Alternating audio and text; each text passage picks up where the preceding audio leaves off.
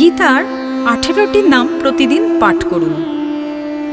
1 গঙ্গা, 2 গীতা, 3 সাবিত্রী, 4 সীতা, 5 সত্যা, 6 পতিব্রতা, 7 ব্রহ্মবলী, 8 ব্রহ্মবিদ্যা, 9 ত্রিসন্ধ্যা, 10 মুক্তিগোহিনী, 11 অর্ধমাত্রা, 12 চিদানন্দা, 13 ভবগ্নি, 14 ভ্রান্তিনাশিনী, 15 বেদত্রয়ী, 16 পরানন্দা, 17 তত্ত্বার্থ, 18 জ্ঞান মঞ্জুরি।